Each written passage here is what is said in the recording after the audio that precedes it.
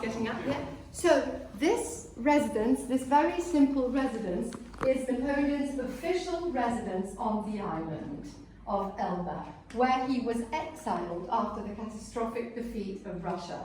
Obviously, he was forced to be exiled after the Fontainebleau Treaty at the beginning of April 1814. He reached this island more or less where you got in today. Yes, on the 3rd of May, he got into the harbour, and on the 4th, he was welcome as emperor of this island. But I'll tell you more about this. Yes, well, exactly, a bit of a caricature after what he had been. But anyway, he could count himself lucky considering the situation. So, yeah, he was alive.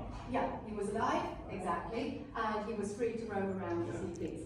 So, yeah, he wasn't this anymore, of course. Yeah, Napoleon crossing the Alps as we see him. So, very, very simple residence. It is called Palazzina dei Mulini because this used to be the site of windmills here. This used to be the site of windmills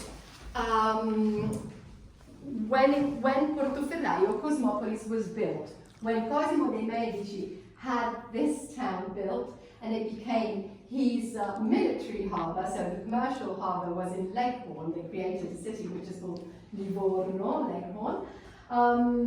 Whereas this was fundamental importance for Florence's defence. It was like a sentinel at sea. So obviously this was completely planned out with all buildings that had to have a function. So conversely to what you see in Florence with the beautiful palazzos, the churches, we know how the Florentines invested with all, all the guilds, and of course the merchants, a family of bankers, Cosimo de' Medici's family, but obviously they had retained power for so long, but they had lost it, and he had come back in after a time of the Republic. So obviously he needed to show his muscles, and in particular he needed to show them to his cousin in France.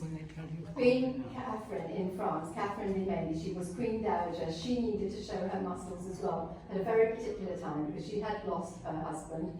She felt the menace, practically, of Charles V around her, who was Catholic, just as a stauncher Catholic as she was, but obviously he was extremely powerful, and France felt suffocated, so her eyes were irritated. She had smoke in her eyes because of Charles V, who was a very close ally of her cousin Cosimo de' Medici, and that's when they menaced an alliance with the Turks.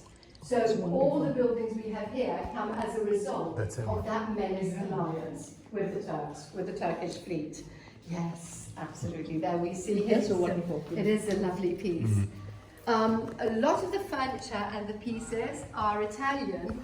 They are original of the time, and the majority of them come from Lucca.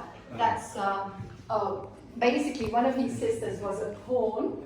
All the three sisters actually shared an Italian destiny. Elisa, the eldest sister, controlled Lucca, and at the harbour of